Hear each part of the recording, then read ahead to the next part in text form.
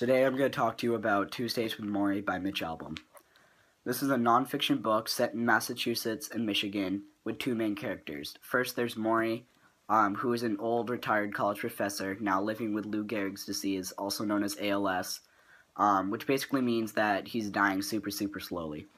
And then there's Mitch, who is an old student of Morrie, and he grew up after college to be pretty successful and famous.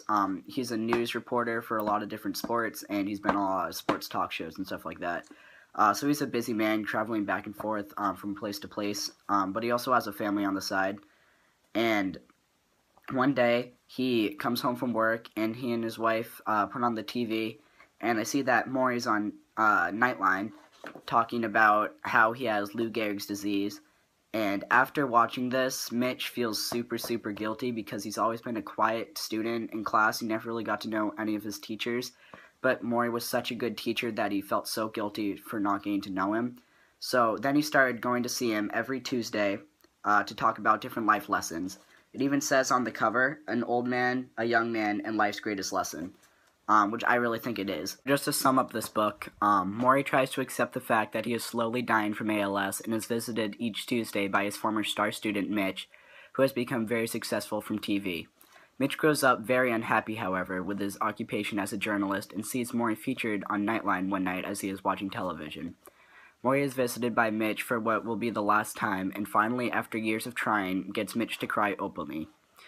Mitch attends Morrie's funeral and conducts a conversation with him in his head as he had promised he would, even after his death.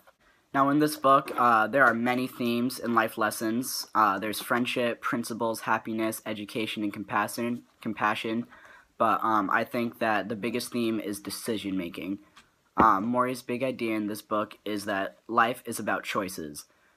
The world is full of people who make good choices and bad ones, and these choices make the world a good or bad place. Throughout the book, most of the chapters are labeled by the start of a new Tuesday when they meet. So like the first Tuesday, they talk about the world.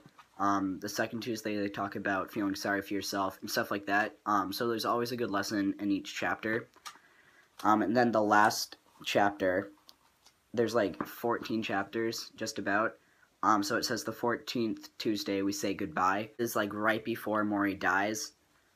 So they just talk about all their feelings for each other, how they knew each other in college, when Mitch was in college and Morrie was teaching him.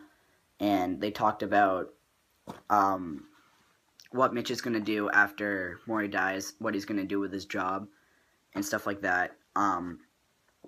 So if you like a sad book that has a lot of meaning and lessons in it, that I recommend it for you.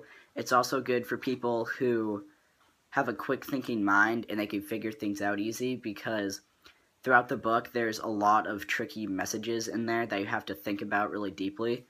So that was a struggle for me, but I eventually got them.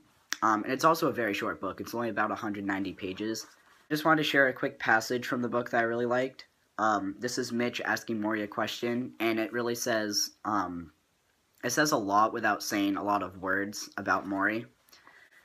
So it says, "Do you believe in reincarnation?" I ask. "Perhaps. What would you come back as?" "If I had my choice, a gazelle."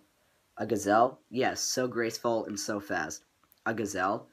Morrie smiles at me. "You think that's strange?" I study his shrunken frame, the loose clothes, the socks-wrapped feet that rest stiffly on the foam rubber cushions, unable to move, like a prisoner in leg irons. I picture a gazelle across the desert. "No," I say, "I don't think that's strange at all." So that's my book talk on Tuesdays with Morrie by Mitch Albom. Like I said, it's a great book. It's good for anybody who likes a sad or a short book that has a lot of great life lessons in it and good messages.